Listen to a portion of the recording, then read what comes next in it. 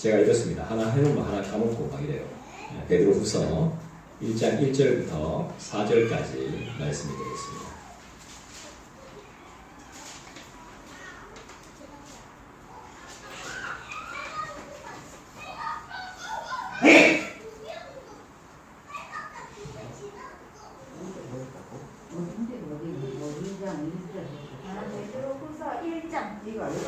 베드로후서 1장 1절부터 4절까지 말씀.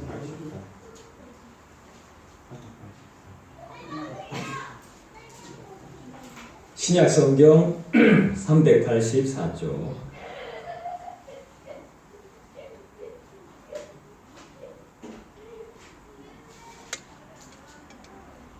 다 찾으셨어요? 384쪽? 다 찾으셨습니까? 네. 못 찾으신 분들은요, 같이 좀 보시고, 우리 함께 읽도록 하겠습니다. 못 찾으신 분들은 같이 좀 보시고요. 네, 우리 읽도록 하겠습니다. 한 절씩 교독합니다. 제가 먼저 읽겠습니다. 예수 그리스도의 종이며 사도인 시몬 베드로는 우리 하나님과 구주 예수 그리스도의 의를 힘입어 동일하게 보배로운 믿음을 우리와 함께 받은 자들에게 편지하노니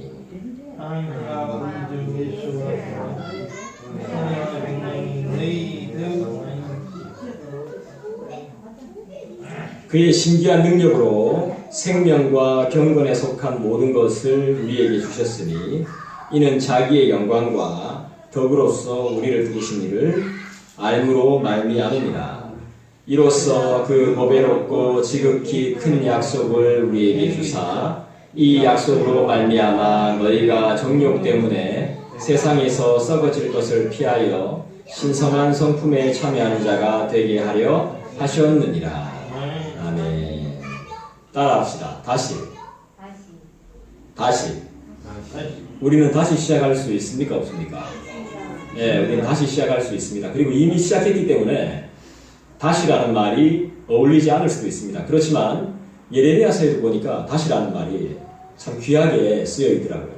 우린 다시 시작할 수 있습니다. 아멘. 예배라는 것을 우리가 드리고 있습니다.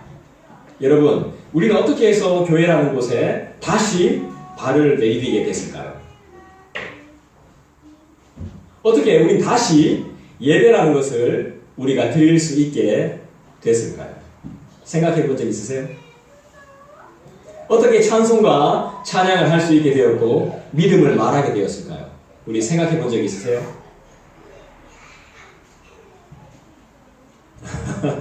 우리가 잘 생각을 안 하게 되죠. 우리가 교회에 왜 나왔으며 우리가 왜 찬송을 부르며 우리가 왜 예배를 드리는지.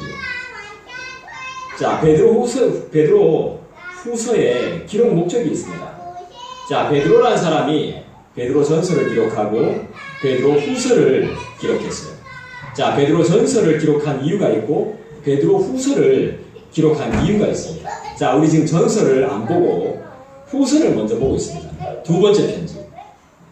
한 사도의 예수님의 제자의 두 번째 편지를 우리가 지금 대하고 있는 겁니다. 후속편.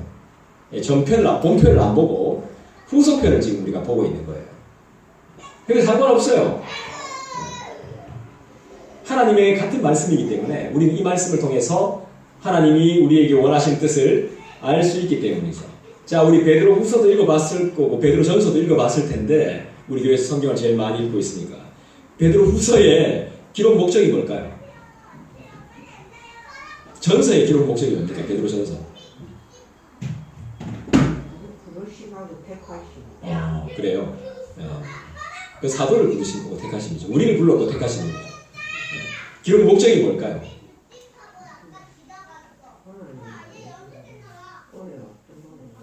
네, 은혜와 평강을 전해주기 위한 건 성경의 공통된 목적이죠. 네. 베드로 후서를 특별하게 기록한 목적이 있습니다. 베드로 전서를 특별하게 기록한 목적이 있어요. 여러분들이 이런 걸 한번 해보셔야 돼. 독서 모임이 중요한 게 이런 거예요. 그냥 설교만 듣고 가면 무슨 말인지 몰라. 근데 내가 읽고 나서 한번 생각해보고 한 줄로 딱 적어보는 거예요. 한 줄로. 베드로 전서를 읽었으면 한 줄로. 그러니까 베드로 후서를 읽었으면 한 줄로 내가 기록해보는 게 굉장히 중요합니다. 우리는 글과 말의 종교거든요. 글과 말이 안 되면 사실 어려워요. 글을 읽지 못하고 말을 듣지 못한다면 어렵습니다. 하나님이 이것을 통해서 우리에게 볼 수 있고 들을 수 있도록 계시해 놓으셨잖아요. 자, 베드로 후서의 기록 목적은 뭐냐 하면 이단을 경계해야 됩니다. 자, 이미 베드로 사도가 활동할 때가 언제일까요? 예수님하고 거의 같이 활동했잖아요. 약 2000년 전입니다. 2000년 전. 지금으로부터 2000년 전. 그죠? 그러니까 한 22년 정도 됐겠죠. 지금 우리가 2022년을 살고 있으니까 22년 때, 그때 당시에도 교회가 있었고요. 교회 안에 가짜가 아니라 사이비 집단이 있었다 이 말입니다. 우리와 결이 다른 전통이 아닌 있잖아. 우리가 하는 일에 전통이 있잖아요. 전통이 아니라 이상한 데서 공부한 놈들이 딱 들어왔단 말이에요. 교회에. 그게 사람들을 막 미혹하는 거예요. 미혹. 제가 어제 전도를 하러 밖에 나갔거든요. 밖에 나갔어요. 어제 좀 쉬고 싶었는데 너무 피곤해가지고 쉬고 싶었는데 여기 교회 왔어요. 교회 와서 전도를 하러 밖에 나갔어요. 애들을 막 엄청 많이 만났어요. 자전거 타고 오는 애들을. 딱 예지 나이 고 한두 살 많은 이런 남자애들 막 우르르 올려 스톱을 딱 세웠어. 제가 여기는 희한하게 주말에는 청년들이 없어. 주중에 사람이 엄청 많아요. 그리고 저는 12시만 딱 되면요 이 창밖을 본답니다. 그냥 보는 것만으로 배가 불러. 학생들이 막 엄청나게 쏟아져 나와. 그러면서 저희 어머니도 말했지만 아이고 자들 우리 교회 좀 왔으면 저도 밥 먹으면서 우리 교회 좀 왔으면 나가서 전도할 용기는 없고 막 뛰게 나갈 용기는 없고 근데 애들이 좀 이렇게 알아서 걸어 들어왔으면 이런 생각이 있거든요. 근데 어제는 제가 막 탁 맞았어. 자전거 타고 애들 한 5, 6명인데 내일 11시에 주일학교 예배 나오면 선물을 주겠어 라고 이야기했어요. 뭐요? 딱 이러면 포켓몬빵 이야기했어요. 그래서 아침부터 제가 포켓몬빵 찾아다닌다고 막 돌아다녔어요. 근데 저는 이 친구들이 안 올 걸 알고 있었어요. 그래서 애들이 그랬어. 친구들 다 데리고 가도 되죠? 이러더라고. 그럼 다 데리고 와. 포켓몬빵 다 줄게. 어디 사니? 삼성 한국형 아파트요. 이거 맞죠? 네. 그래 기다리고 있을게. 근데 속으로 내가 안 올 줄 알고 있었어요. 애들이 그 시간에 일어나기도 힘들고 교회 안 오던 애들이 교회를 온다는 건 불가능해요. 네, 불가능하고 데리러 가야 돼요. 그리고 저는 왜 안 믿었냐 하면 그런 일이 한두 번이 아니기 때문에 그냥 자연스럽게 받아들였던 거예요. 그런데도 불구하고 저는 어제 저녁부터 아침까지 계속 포켓몬빵을 찾으러 돌아다녔습니다. 하나님이 오게 해주셔야 되는 거예요. 하나님이 안 열어주면요 아무 소용없어요. 포켓몬빵 할배가 와도 애들 안 옵니다. 못 옵니다. 사람들 자체가 못 오죠. 여러분들이 대단하신 거예요 사실. 그리고 어제 제가 또 우리 연합 예배할 때 만난 분을 제가 어제 또 만났어요. 만나서 이야기를 나누는데 이거 바로 앞에 사시더라고요.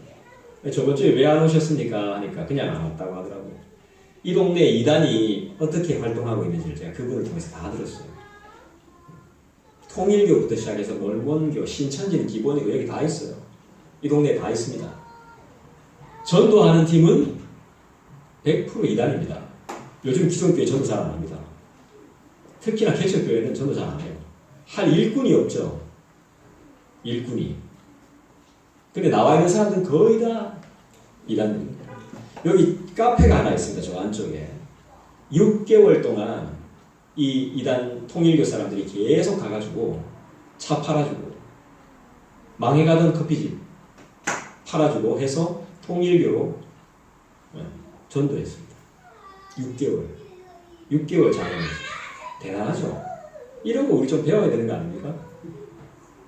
그리고 그분들이 2명씩 짝을 이뤄가지고 1명씩 맡아서 직장 없는 애들 직장 잡아주고 생활비 대주고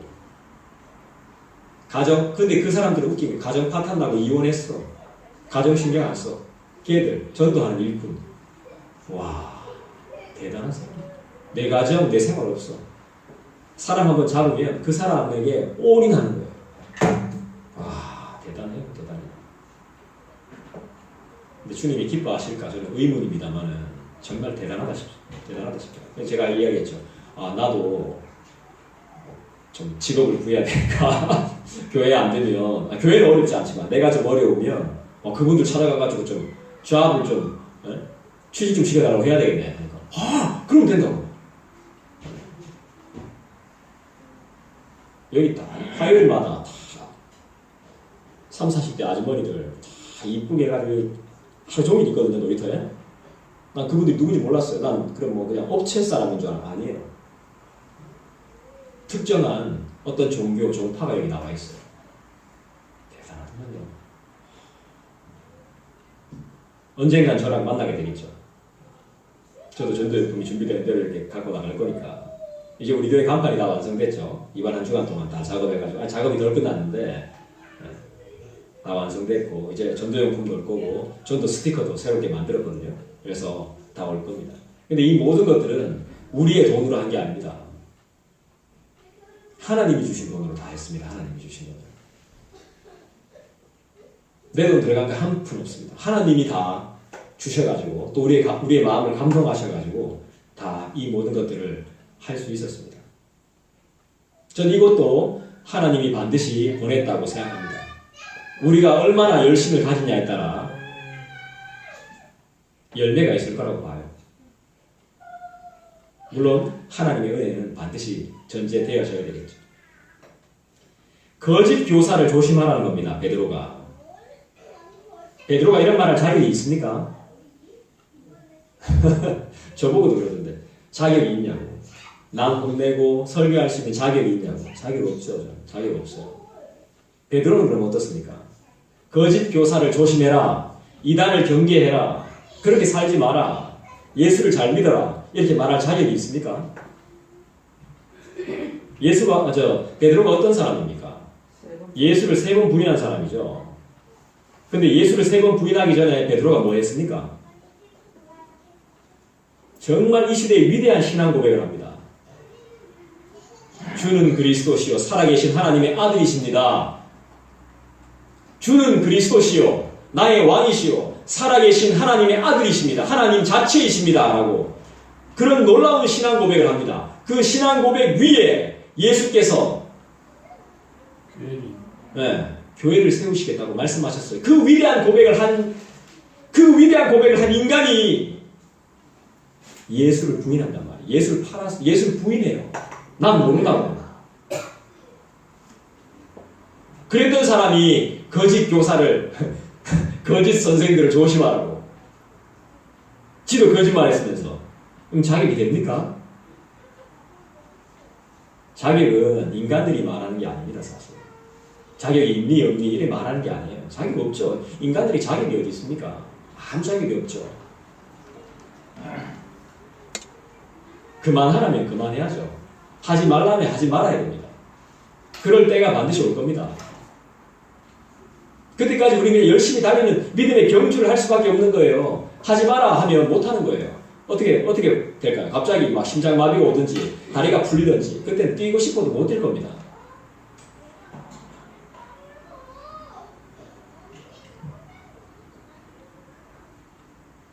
근데 이 말씀을 묵상하다 보니까 내가 어떻게 이 믿음이란 것을 소유하게 되었는가라는 생각이 들었어요. 거짓 교사를 조심하라, 거짓말쟁이들을 조심하라 이거보다 내가 어떻게 해서 믿음을 가지게 되었을까?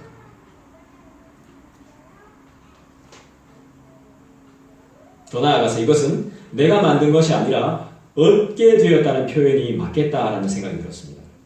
믿음은 내가 가진 것이 아니라 얻었다. 누군가에 의해서 얻었다. 맞습니다. 누가 주셨죠? 믿음은 누가 주신 겁니까? 네, 그분이 주신 겁니다. 말 그대로 주어서 내가 받았다면 말 그대로 뭐죠? 선물이 되는 거죠, 선물. 성경은 이것을 어떻게 표현합니까? 오늘 우리가 본문 읽었던 이 말씀은 내가 믿음을 가질 수 있게 된 것을 어떻게 표현하죠? 은혜로 표현하죠. 어떤 은혜로 표현하죠? 분명히 나옵니다. 성경에. 오늘 읽었던 베드로 후서 말씀에 분명히 나와요. 자, 우리 1절을 다시 한번 읽어볼까요? 여러분 다시 한번 읽어보겠습니다. 시작.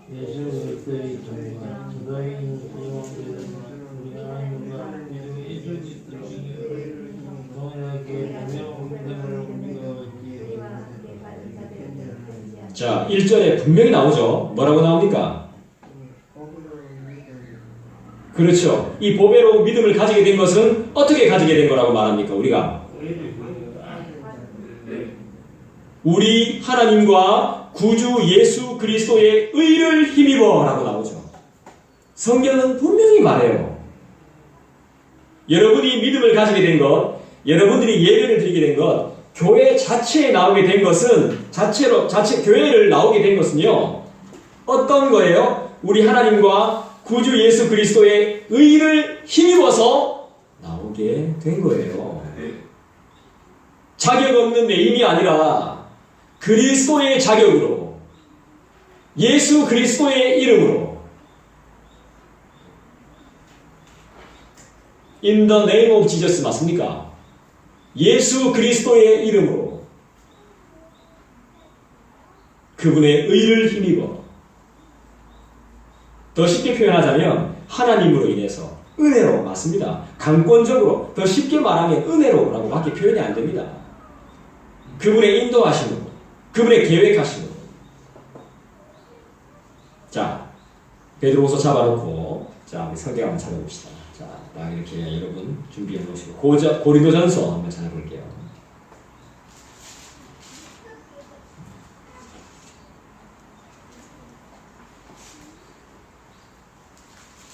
우리가 그리스도의 의를 힘입었다.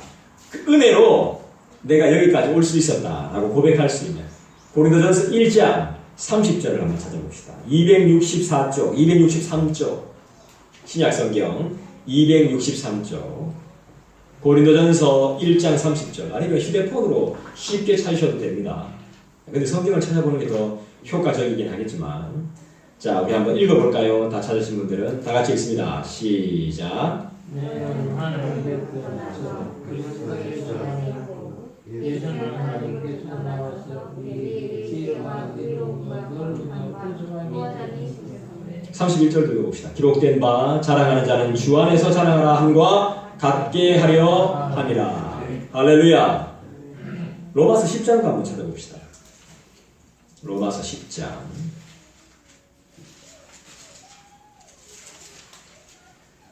253쪽 신약성경 253쪽 로마서 10장 4절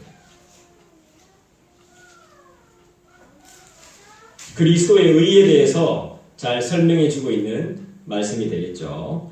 10장 4절 한번 읽어볼까요? 시작. 그리스도는 모든 믿는 자에게 의를 이루기 위하여 율법의 마침이 되십니다. 아멘. 베드로는 자, 우리가 의에 대해서 그리스도의 의를 힘입는 게 뭔지 한번 우리가 찾아봤다면, 그럼 베드로는 지금 자기 자신을 어떻게 소개하고 있습니까? 베드로 후서로 다시 넘어와서, 자, 베드로는 자기 자신을 어떻게 소개하죠? 내가 믿음을 가지게 된 것은 그리스도 예수의 의를 힘입어서 내가 믿음을 가질 수 있다라고 표현을 했습니다. 자, 그렇다면 베드로는 자기 자신을 어떻게 소개합니까? 여러분은 어떻게 소개해요? 소개 어떻게 하세요? 먼저 웃죠, 그죠? 저요. 이렇게 이야기하잖아요. 근데 베드로는 그런 게 없어. 자, 어떻게 소개합니까? 본인을 소개할 때. 한국 ESG에 다니며 뭐 이렇게 소개하잖아, 그죠? 어떻게 소개하는데요? 본인을. 네, 그렇게 준설이 엄마. 네, 이렇게 소개한단 말이에요. 어디서 근무하고 누구의 엄마이며 누구의 아빠이며 이렇게 소개한단 말이에요. 근데 사도 베드로는 어떻게 자기 자신을 어떻게 소개합니까? 그렇죠. 예수 그리스도의 종이라고 소개해요. 종이 뭐예요? 시다발이 아닙니까? 노예. 자기를 그렇게 소개한단 말이에요. 이걸 이렇게 소개할 수 있는 이유가 뭘까요? 한번 생각해 보십시오. 그냥 성경을 읽었을 때 우리가 넘어갈 수 있는 부분이 아니에요. 나는 그리스도의 종, 된 사도 이렇게 소개합니다. 베드로만 그렇게 소개하는 게 아니라 수도 없어요. 보면 성경에 보면 이렇게 자기를 소개하는 사람이. 그러면 예수가 도대체 어떤 인물인지 궁금하지 않습니까? 하나님의 종, 뭐 이런 식으로 표현한단 말이에요. 그럼 하나님이 도대체 어떤 분이신지 궁금하지 않아요? 어떻게 돼야 내가 이렇게 소개할 수 있을까요? 어떤 상황이 돼야, 어떤 위치가 돼야, 어떤 마음이어야 내가 이렇게 그리스도를, 내가 내 자신을 이렇게 소개할 수 있을까요? 저는 한 번도 그리스도의 종이라고 소개해 본 적이 없어요, 저를. 행복한 언약교회에 섬기고 있는 성경교사, 목사라고 말 안 했어요. 목사라고 말 안 한 적도 있어요. 성경교사, 이런 식으로 한번 설교. 낮춰서 막 이렇게 한 적이 있어도 종이라고 해본 적은 단 한 번도 없습니다. 예수님의 종이 된다는 것, 어떤 의미일까요? 나에게 그리고 여러분, 우리 모두에겐 어떤 가치가 있습니까? 하나님의 자녀가 된다는 것, 무슨 뜻일까요? 나는 하나님의 것이라는 거죠. 내가 하나님의 것이라 이 말입니다. 그러니까 그리스도의 종 이랬으면 자기 자신이 중요한 게 아닙니다. 내 삶은 없다 이겁니다. 여러분 그렇게 살 수 있으세요? 그리스도인이란 원래 이런 사람들입니다. 이런 사람들. 베드로 죄를 졌습니다. 치명적인 죄가 있습니다. 그런데 그걸로 계속 안 살았단 말입니다. 잘못한 게 있습니다. 완전 변화된 모습을 보여줬다는 것입니다. 이렇게 증명해야 한단 말이에요. 자기 자신을. 여러분은 어떻게 자기 자신을 증명하고 계십니까?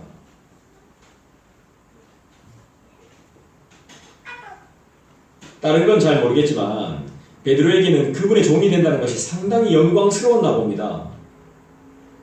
자기 자신을 소개할 때 이름보다도 먼저 그리스도의 종이라고 소개하니까 정말 그분을 사랑하고 그분을 존경하고 자랑하고 싶었나 봅니다. 아니면 사도가 될 수 없죠. 나는 어떤가 한번 생각을 해봅니다. 이번 한 주간을 돌아볼 때 오해 잘하고 포기 잘하고 의심 잘하고 조금만 이상하면 기분 나빠하고 마음에 안 들면 기쁜 한숨을 내쉬고 소리 지르는 나의 모습을 돌아봅니다. 내 삶에 그리스도가 없었음을 고백하며 회개할 수밖에 없는 것이죠. 내 삶의 한순간 한순간 그분이 우리를 기다리고 있습니다. 어여 돌아가야 되는 것입니다. 돌아간다는 건 하나님을 기억한다는 것이죠. 결국 우리가 대하는 이 성경은 믿음이 없는 자에게 하시는 말씀이 아니에요. 믿음의 모양을 하고 있는 사람들에게 하는 말씀이에요. 믿음이 좀 어설프고 소위 말해서 좀 연약한 우리 같은 사람들을 위로하기 위해서 쓰여진 편지예요. 편지. 여러분 힘내십시오.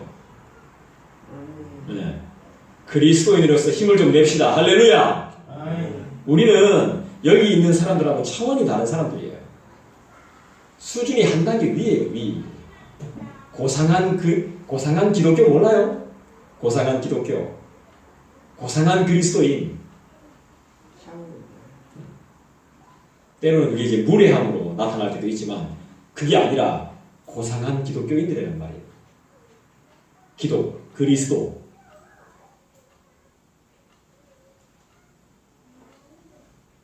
오늘 사도 베드로는 우리에게 보배로운 믿음에 대해서 이야기합니다. 보배로운 믿음. 믿음이 나의 보배입니다. 보배. 보배는 세상 것과 바꿀 수 없는 것입니다. 비교할 수도 없습니다.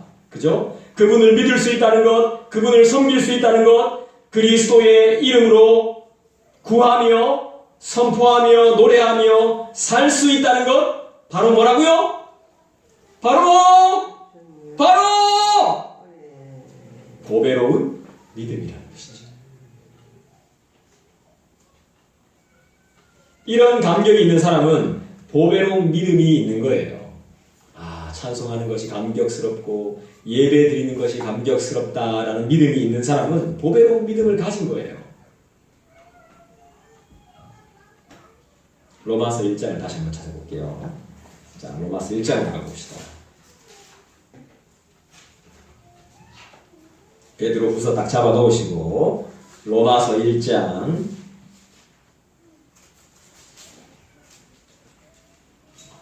17절 같이 읽어보겠습니다. 시작. 하나님의 의가 나타나서 믿음으로 믿음에 이르게 하나니 기록된 바 오직 의는 믿음으로 말미암아 살리라 함과 같으니라. 여기서 말하는 믿음은 의심 없는 순종을 말하는 거예요. 그래서 내가 복음을 부끄러워하지 않는다라고 말하는 거예요. 내가 예수를 부끄러워하지 않고 내가 교회 다니는 것을 교인인 것을 부끄러워하지 않는다는 거예요. 왜요? 이 복음은 모든 믿는 자에게 구원을 주시는 하나님의 능력이기 때문에 그래요. 나의 믿음은 구원을 받을 수 있는 하나님이 주신 놀라우신 능력이기 때문에 부끄럽지 않은 거예요. 그래서 아무나 붙들고 이야기할 수 있는 거예요. 때를 얻든지 못 얻든지 그 사람이 교회에 나오든지 말든지 상관없이 나는 복음을 자랑스럽게 생각하고 전할 수 있는 거예요.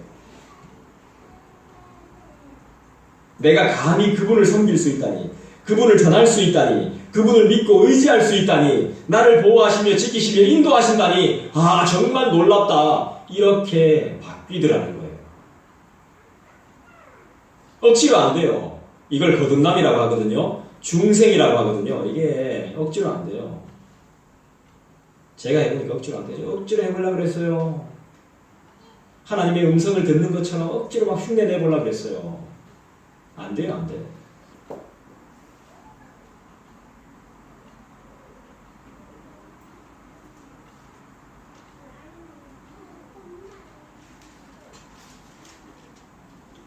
경험해야 되는 거죠. 그분을 경험해요. 왜죠? 왜 경험해야 하죠? 그렇게 신실하게 하나님의 자녀답게 그리스도의 편지로 그분의 종으로 못 사냐고 추궁하고 닥달하고 싶지만 어쩔 수 없어요. 야, 너 지금 교회 다니는 횟수가 몇 년째인데 아이 집사님, 권사님 왜 이러십니까? 아니에요. 경험해야 가능한 거예요. 밥을 매일 먹어야 되듯이 한 달 전에 먹은 밥이 나에게 지금 큰 소용이 없듯이 식사를 매일 해야 되듯이 매일 나는 주님을 만나야 돼요.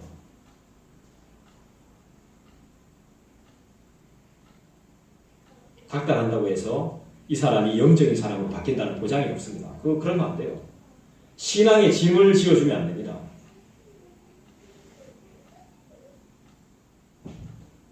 신앙에서의 믿음은 우리가 움직일 수 있는 행들이 아니에요.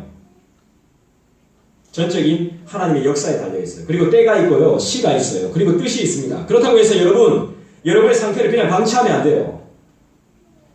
방치해놓고 있으면 안 됩니다. 나는 내 나름대로의 노력이 필요합니다. 열심히 있어야 된단 말입니다. 하나님이 지금 쉬지 않고 열심히 계속해서 일하고 계신 것처럼 나도 그런 열심히 있어야 된다는 것입니다.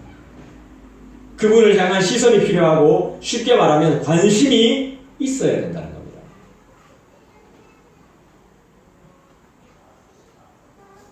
이게 나의 모습이니까 하면 그냥 두면 안 됩니다. 예배에 꾸준히 참석하시고 성경 공부 모임에 참석하는 열의를 가져야 됩니다. 왜죠? 혼자 안 되니까. 그죠? 스스로 하기가 어려우니까.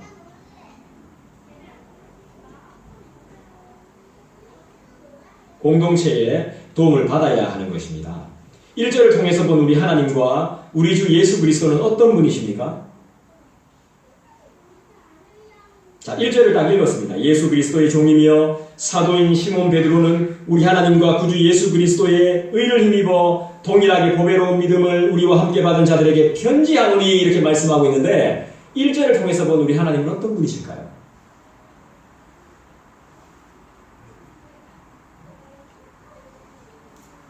베드로가 종이라면 나도 종이죠. 그죠? 네. 옛날에 제가 참 우리를 신앙생활에서 우리 집안을 가르치셨던 목사님의 표현을 들자면 종된 자녀라는 이야기예요. 어떤 분은 막 그걸 비판하는데 종이면 종이고 자녀면 자녀지 종된 자녀가 뭐냐고. 근데 저는 종된 자녀라는 말이 참 좋은 표현인 것 같아요. 우리가 주여라고 기도할 때도 있지만 아버지라고 기도할 때도 있잖아요. 그러니까 종된 자녀가 맞죠. 그분을 내가 나를 소개할 때 종이라고 표현한다면 그분은 뭡니까? 나의 주인, 나의 아버지, 나의 왕. 그죠? 그럼 그분은 어떤 분이 되는 거죠? 1절을 통해서 본다면 하나님은 만물의 주인이 되는 거죠. 만왕의 왕이 되는 거예요. 우린 그렇게까지 생각할 수 있어야 돼요.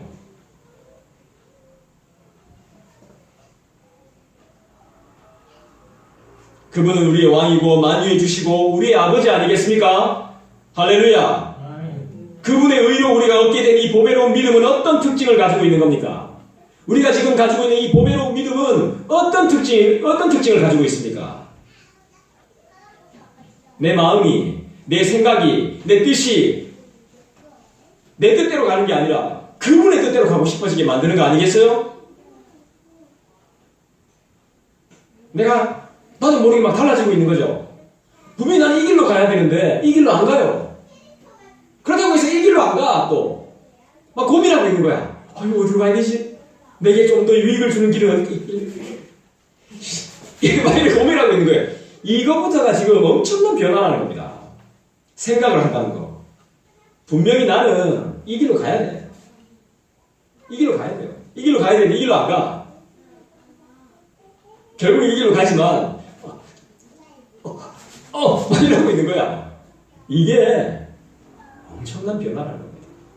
제가 전도한 애들 비록 오진 못했지만 가야 되는데 친구들이 못 오도 가야 되는 이게 변화한다. 변화는 우리가 보이지 않는 곳에서 지금 일어나고 있어요. 보이지 않는 곳에서 우리의 마음 속에 우리의 생각 속에 그 누구의 생각 속에 그 누구의 마음 속에 지금 막 일어나고 있다는 말이에요. 막 혼란을 겪어요. 안 믿었으면 이게 죄도 아니야. 예수 안 믿었으면 이게 늘 있는 일이야. 이혼하는 거 흉도 아니야. 예수 안 믿었으면. 그런데 예수 믿고 나서 죄가 아닌 것이 죄가 되더라는 거예요. 그러니까 나는 회개를 하더라는 거예요. 그렇게 살지 않기로 다짐하더라는 거예요. 그리고 도와달라고 주님께 구하더라는 거예요. 예수 안 믿었으면 담배 한 대 피는 게 뭐가 그리 큰 죄예요. 술 한잔 마시는 게 뭐가 죄입니까? 누구나 다 하는 거지. 근데 예수 믿고 나서부터 이것들이 잡스러운 쓰레기 같은 죄가 되더라는 거예요.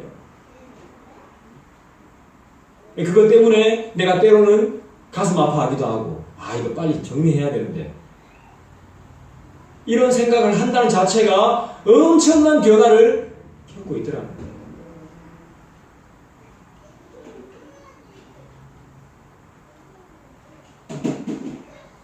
기도를 안 할래야 안 할 수 없게 되는 것.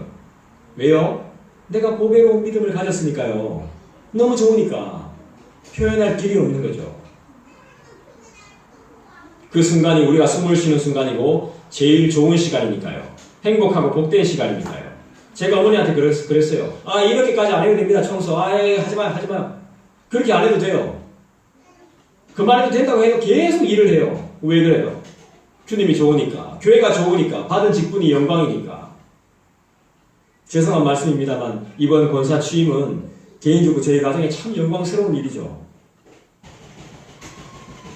우리가 받게 된 이 믿음은 사도 베드로가 얻게 된 보배로운 믿음과 같습니다. 할렐루야. 영화롭고 영광스럽고 존귀한 믿음인 것입니다. 그 누구에게도 비교할 수 없는 믿음, 보배로운 산 믿음, 여러분들이 소유하고 계심을 믿습니다. 2절 보겠습니다. 2절 여러분들이 한번 베드로후서 1장 2절 여러분들이 한번 집중해서 읽어주십시오. 시작. 하나님과 우리 주 예수를 알므로 은혜와 평강이 너희에게 더욱 많을지어다. 할렐루야. 자, 은혜와 평강이 너희에게 더 많을지어다 그랬습니다. 더. 그럼 이미 가지고 있다 이 말입니다. 은혜와 평강을 여러분들이 가지고 계신 거예요. 그게 더 많아진다는 겁니다. 무엇 때문에? 그리스도를 알면 알수록, 주님을 알면 알수록 더 많아진다는 거예요. 내 안에 평안과 은혜가 저 인간이 저렇게 살 수 없는데 저 상황에서 싶은데 은혜와 평강이 내 안에 있는 거예요. 근데 내가 그리스도를 더 알게 되므로 더 넘치는 거예요. 이미 소유하고 있던 것이. 그래서 우리는 우리의 사명이 있죠. 뭡니까? 그분을 더 알아야 되는 거예요. 그분을 더 알아야 돼요. 우리 사명인 거예요, 이게. 그분을 알게 되면 은혜와 평강이 더욱 많아진다고 성경은 분명히 말씀하고 있죠. 자, 우리 한 번 더, 성경을 한 군데 더 찾아봅시다. 요한복음 17장.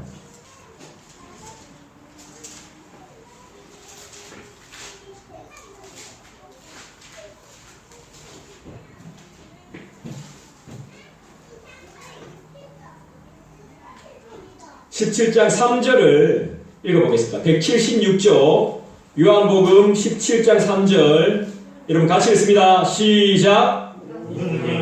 유일하신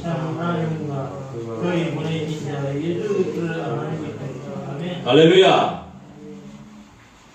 우리의 사명입니다. 이게 영생은 곧 유일하신 참 하나님과 그가 보내신 자 예수 그리스도를 아는 것이다. 영원한 생명을 갖고 싶습니까? 그분을 알아야 됩니다. 은혜와 평강이 뭐죠? 그분에 대한 사랑과 믿음과 지식이 더해갈수록 우리는 무엇을 더 누리게 되죠? 은혜와 평강이죠. 그럼 은혜와 평강이 뭡니까?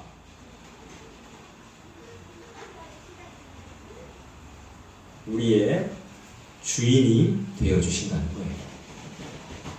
하나님이 우리의 보호자가 되어주신다는 거예요.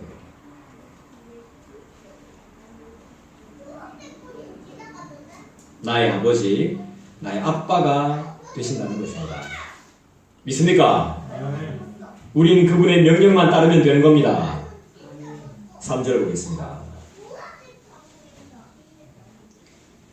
베드로후서로 다시 돌아와서 베드로후서 1장 3절 같이 읽습니다. 시작. 그의 신비한 능력으로 생명과 경건에 속한 모든 것을 우리에게 주셨으니 이는 자기의 영광과 더불어서 우리를 부르신 이를 알므로 말미암음이니라.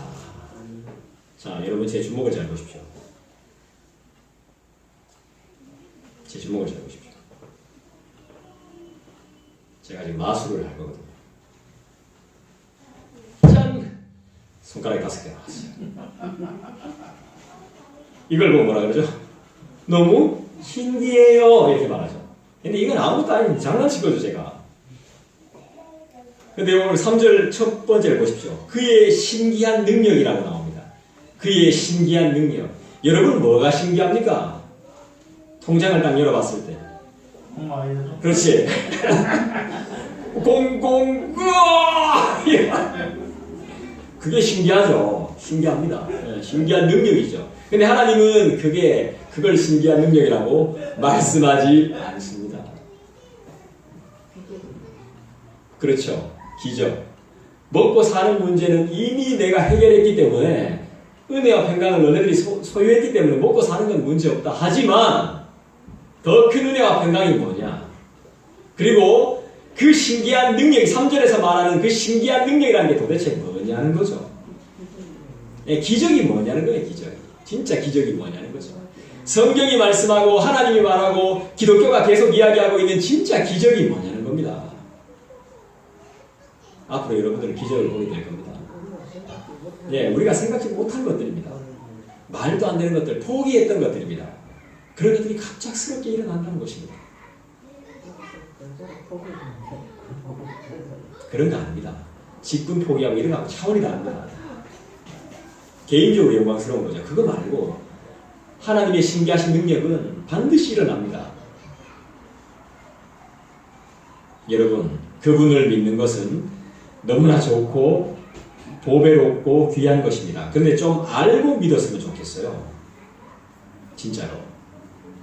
그리스도를 알므로라고 했는데 좀 알고 믿었으면 좋겠어요. 2절, 3절에 다 나오죠. 그죠? 우리를 부르신 이를 알므로 좀 알아야 되잖아요. 모르고 덮어놓고 믿으면 진짜 이게 안타까운 거예요.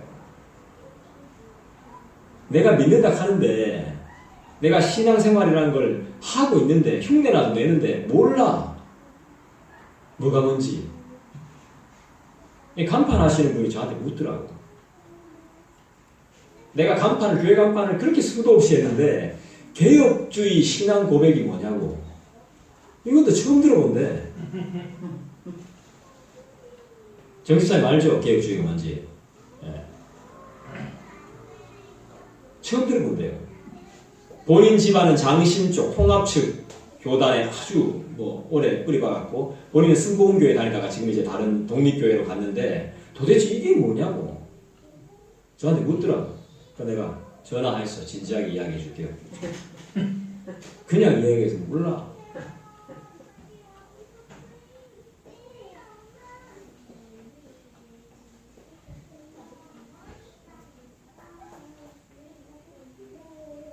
그분이 어떤 분이신지 제대로 알고 덮어놓고 믿었더니 패인 다 되는 겁니다.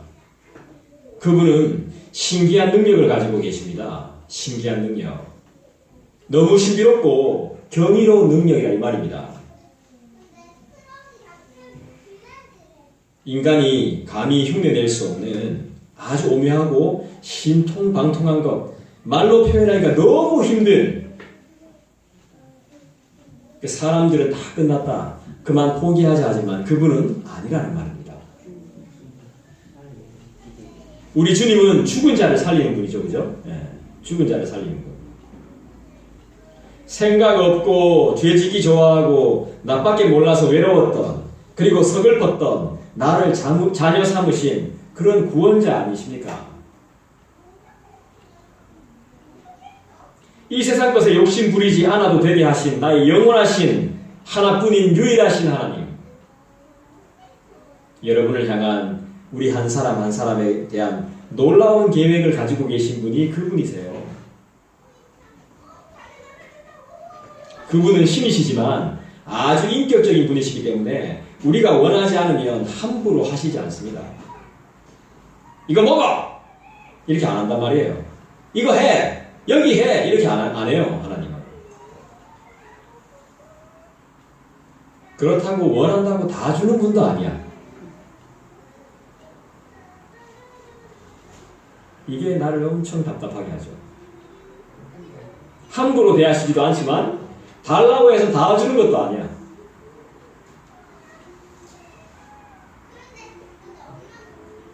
필요 적절하게, 정말 신기해요. 필요 적절하게 딱 맞게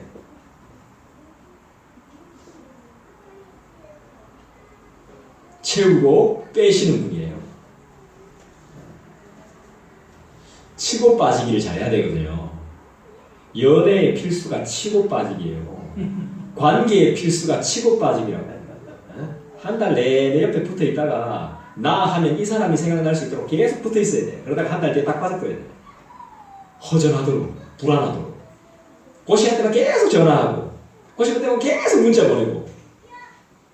치고 빠지기가 기본이란 말이에요. 근데 주님이 그 치고 빠지기의 원조란 말이에요, 원조. 우리는 별 수 없어요. 결국 그분께로 돌아가게 돼 있어요. 꼼짝 못하게 돼 있어요. 주님 없이 될 것 같죠? 안 되더라는 거죠. 여러분 앞으로 좀 지내보시면 이 말이 무슨 말인지 알게 될 겁니다. 우리 주님은 어떤 분이시죠? 3절을 통해 보니까 우리 주님은 어떤 분이세요? 3절 다시 한번 읽어볼까요? 시작. 그의 신기한 능력으로 생명과 경건에 속한 모든 것을 우리에게 주셨으니 이는 자기의 영광과 덕으로서 우리를 부르신 이를 알므로 말미암음이라.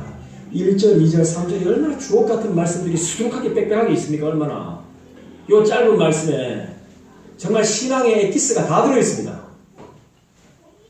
이걸 그냥 슥 읽고 넘어가면 안 됩니다. 생명과 경건에 속한 모든 것을 우리에게 주신 분이 누굽니까? 하나님이시죠. 예수 그리스도시죠. 생명과 경건에 속한 모든 것, 그리고 자기의 영광과 덕으로 우리를 부르시니 자기의 영광과 덕으로 우리를 불렀다. 자, 이걸 간단하게 이야기하면 뭡니까? 주기 위해 불렀다는 거예요. 근데 안 온다는 거예요. 이 바보들이죠. 인간들이 그렇다는 거예요. 내 자신만 봐도 알 수 있는데 이 말씀 보고 제가 막 그냥 그 자리에서 무릎 꿇었어요. 이 자리에서 내가. 그래, 주기 위해 불렀는데 불러도 안 온단 말이에요. 뭔가를 주려고 하는데도 안 와. 뭐요? 이렇게 하고 있는 거야. 와보면 알 텐데 안 온단 말이야. 나도 안 갔어요. 근데 지금은 안 줘도 와. 안 줘도. 주님 그런 거 안 줘도 됩니다. 근데 그냥 여기 있을게요. 충분합니다.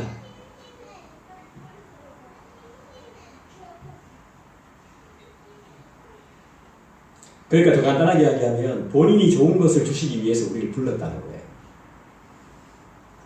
그것이 뭐냐? 생명이라고 그랬죠, 그죠? 생명이 뭐예요? 영생이죠. 목숨을 가지고 계신 분은 그분이에요. 생명, 영생, 그렇죠? 그리고 뭐예요? 변화, 새롭게 되는 것. 이게 생명인 거예요, 생명. 우리는 엄마 모태에 다시 들어가다 나올 필요가 없어요. 그분으로 인하여 새롭게 되는 존재들이기 때문이죠.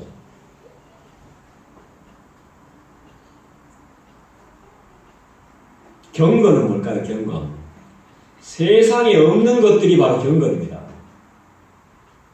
경건. 주님을 진실로 영접함으로 나타나게 되는 놀라운 변화를 말하는 것이죠.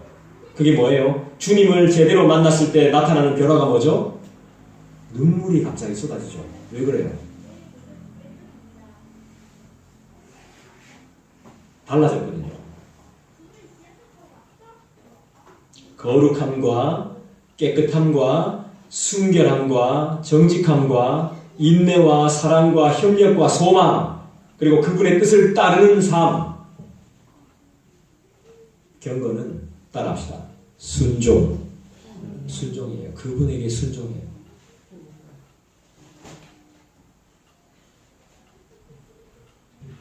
그리고 기도해요. 그리고 성경을 묵상하고 예배를 사모해요. 그리고 영광과 덕이죠. 신기한 능력이 우리 하나님은 어떤 분이십니까? 전능하신 하나님이죠. 불가능이 없죠. 능치 못함이 없죠. 자비와 인내와 선하심과 능력, 그리고 찬양받기 합당하신 분이시죠. 그래서 제가 찬양할 때 조심하는 거예요. 우리의 기분을 위해서 막 이렇게 분위기 없이지기 위해서 하는 찬양을 별로 좋아하지 않아요. 내가 정말 그분의 영광을 노래하고 있는가? 내 마음이 위로를 받고 치료를 받는 게 문제가 아니라 내가 정말 하나님을 볼 수 있는 노래를 하고 있는가? 하나님을 보고 있는가? 내가 지금 곡조 있는, 몰라, 진짜 이게 신학적으로 맞지도 않은 곡조 있는 기도라고 하는데 찬양이 진짜 그렇게 하고 있는가? 기도하는 마음으로 드리고 있는가? 하도요, 저는 부교육자 생활에 기독교 문화놀이를 너무 많이 해가지고요, 지겹습니다. 솔직히 말하면. 할렐루야! 주님의 이름을 찬양합니다. 내 전혀 찬양하지도 않으면서 속으로 막 사람들 업시키려고 막 한 500명, 1000명 이렇게 들어 앉아있으니까 막 에어컨도 안 틀어 막 더워 죽겠는데 막 땀 뻘뻘 흘리면 사람들이 끌려왔거든. 땀. 저렇게 열정적인 주님 없어. 내가 그래서 넘터보고 에어컨 좀 틀어주십시오. 창문 좀 열어주십시오. 담임 목사님한테 엄청 혼났어. 잘 나가다가 왜 그딴 말 하냐고. 니 지금 귀가 막 은혜 받고 있는데 말이야. 이제 문화놀이 막 지겨워.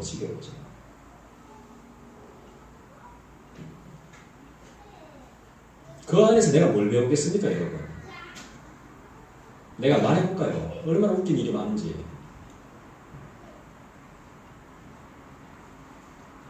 내가 그 무리 안에 있었다. 그 무리 안에. 장로님과 권사님을 피택하는 기준이 어떤 기준인지 압니까? 제일 먼저 헌금을 많이 했냐 적게 했냐 그 기준입니다. 답답합니다. 내가 볼 때.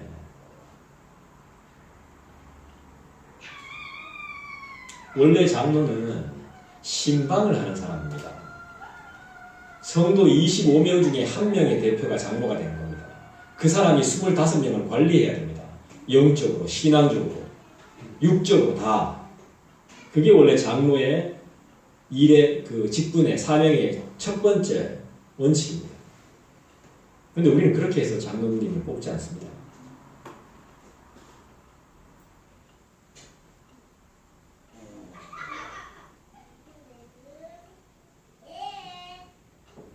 사절 보겠습니다.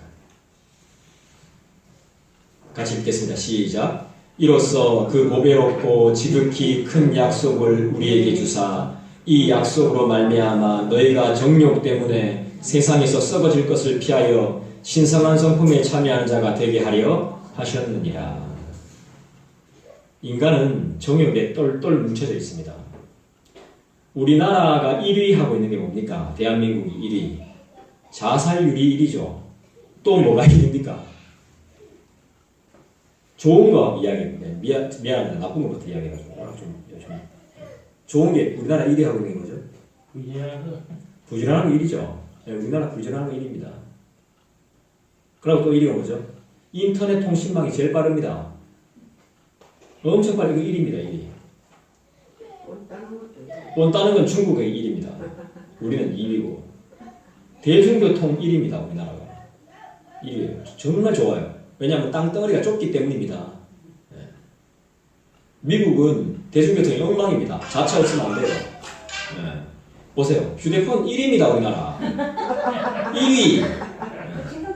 네. 진동해도 자동으로 바뀌는 1위. 네. 지 마음대로 하는 AI 1위. 네. 근데 로봇이 발전해도요. 우리하고 인간이 할 수 있는 걸 못하는 게 있습니다. 소통이 안 돼요. 로봇은 우리하고. 지 마음대로 할 수 있겠죠. 그럼 입력을 해주면 지가 알아서 하겠죠. 그렇지만 영과 영이 소통을 못해요. 난 그래서 로봇을 좋아하지 않아요. AI가 아무리 많은 기록물을 가지고 있고 지적인 능력이 있어도 소통할 수 있는 능력이 없어요. 이렇게 교감할 수 있는 능력. AI는 아무리 지가 설쳐도 그렇게 못해요. 감정을 가질 수 없기 때문에. 기분이 좋든 말든 똑같이 대해요. 로봇은. 인간은 다르게 대하죠. 기분 좋으면 더 잘해줄 수도 있잖아요. 그러니까 꼬시면 되죠. 근데 로봇은 그걸 못해요. 난 그래서 로봇이 부럽지 않아요. 우리나라 부정제익 1위. 이런 통신 시설이 너무 잘 되다 보니까 야동 접속률이 1위야. 1위. 우리나라. 자살률도 1위야. 안 좋은 거 많습니다. 난 일본이 그런 거 1위일 줄 알았는데 우리나라가 1위더라고.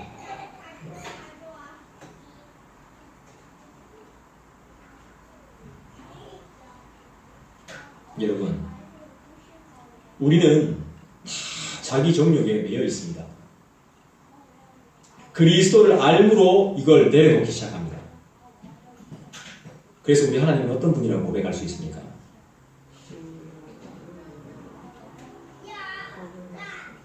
보배롭고 큰 약속을 우리에게 주신 분이 바로 우리 하나님이십니다. 4절이 그렇게 고백합니다. 보배롭고 큰 약속. 이 약속이 없다면 우리는 또 정처 없이 흩어져 가게 됩니다. 우리 교회 이름이 뭡니까? 행복한 언약 아닙니까? 언약이 약속이라는 뜻이잖아요. 하나님의 약속을 믿는 교회. 그래서 행복한 교회 아닙니까? 남들이 볼 때 행복해 보이지 않겠죠. 근데 우리는 하나님의 약속을 가지고 있기 때문에 이미 행복한 교회죠. 보배롭고 큰 약속을 우리에게 주신 분이 누구냐? 우리 하나님 아닙니까? 구원과 하나님 나라, 천국, 그리고 우리가 이미 받은 것, 은혜와 평강. 이게 바로 보배롭고 큰 약속이라는 거예요. 4절에서 말씀하고 있는.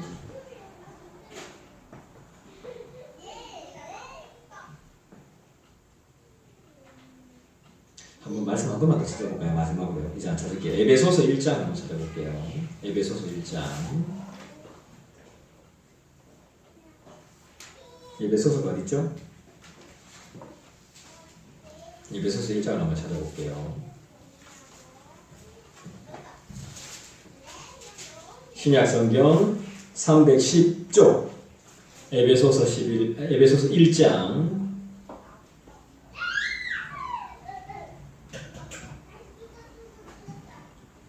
13절을 읽어보겠습니다. 같이 읽습니다. 시작. 그 안에서 너희도 진리의 말씀 곧 너희의 구원의 복음을 듣고 그 안에서 또한 믿어 약속의 성령으로 인치심을 받았으니 우리가 이런 존재란 말입니다.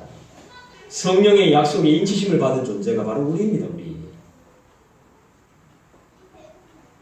세상에 썩을 것을 쫓고 정욕에 매여 살던 우리를 신성한 성품에 참여하게 하신 분이 바로 우리 하나님이십니다. 4절을 통해서 우리 하나님이 어떤 분이신가를 여러분들이 볼 수 있어야 됩니다. 베드로후서 1장 4절 말씀을 통해서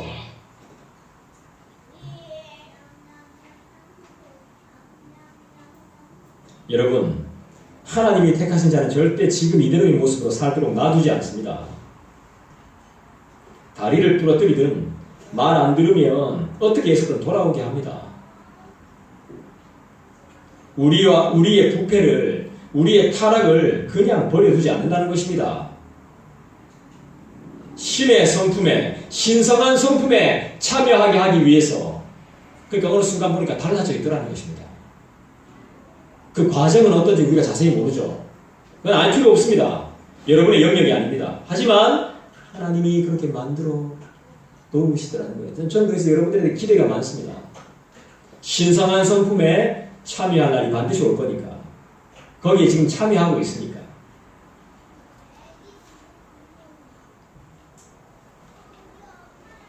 요리 피하고 조리 피해도 꾀를 부려도 별 수 없습니다. 시편이 그렇게 말하죠. 내가 새벽 날개를 치며 바다 끝에 거할지라도 주의 손이 거기 계신다고 했어요. 자, 내가 새벽 날개를 치며 바다 끝에 새벽에 바다 끝까지 가려고 하면 언제 출발해야 됩니까? 아침 일찍 가든지 그 전날 저녁 일찍 가든지 가야 되는데 그 바다 끝에 내가 도망가 있어서 새벽에 아무도 안 일어나니까 새벽에 가 있는데도 여호와의 손이 거기 딱 있더라. 내가 주님의 손바닥 안에 있더라는 거예요. 그 서유기 보니까 그 나오대요. 손오공이 군두운 타고 막 까불어도 부처님 손을 여기 있대. 손오공이 여기 있더라고. 여러분 빨간 머리 애 읽어보셨어요? 책? 만화도 보셨어요? 외롭고 슬프지만 기쁘게 자라 옛날 빨간 머리에 주일 아침마다 했었어요. 빨간 머리에. 여러분 보셨어요? 빨간 머리에? 알긴 아시죠? 그 몽고메리가 지은 작품인데 빨간 머리에 걔가 부모님도 없고 우울증이 심했어요. 그리고 남의 집에 일하는 걸로 살죠. 소 키우는 데가 어딥니까? 외양간 같은데 거기 살죠. 근데 걔가 우울증도 있고 상태도 굉장히 안 좋고 불쌍한 애인데 걔의 유일한 낙이 뭔지 아세요? 뭘로 자기 아픔을 씻어내는지 아세요? 이거. 책이라고 책. 책으로 치유하고 문학작품 보면서 위로받고. 그럼 우리 뭘로 위로받고 있습니까 지금? 네, 말씀을 통해서 우리가 위로받고 있는 거죠. 신성한 성품에 참여하고 있는 거죠. 우리가 상처가 있고 우울증도 있고 괴롭고 때론 죽고 싶기도 하고 그 정상입니다 여러분. 그 정상이에요. 서글프고 외롭고 막 짜증나고 정상. 이미 우리는 신성한 성품에 참여한 사람들이거든요. 할렐루야. 피해도 소용없다니까. 빠져도 소용없어요.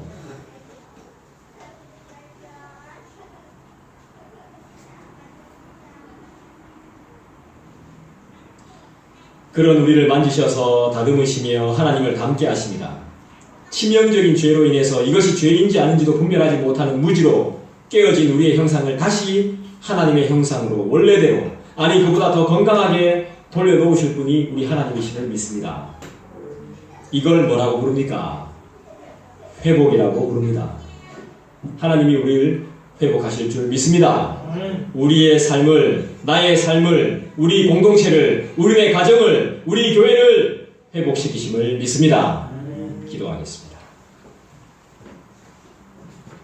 여러분 이 시간에 우리 개인적으로 한번 기도할까요? 말씀을 들었습니다. 이렇게 기도했으면 좋겠습니다. 우리 하나님을 사랑하고 내 마음을 다하고 내 목숨을 다하고 내 뜻을 다하고 내 힘을 다해서 주님을 사랑할 수 있게